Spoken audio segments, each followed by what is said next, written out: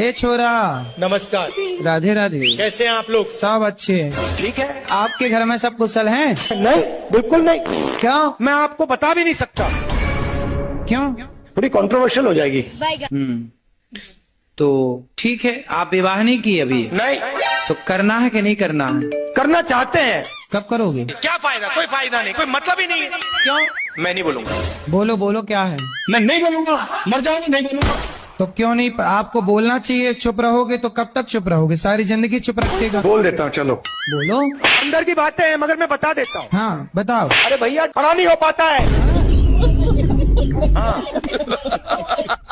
बाहर किसी को मत बता दी,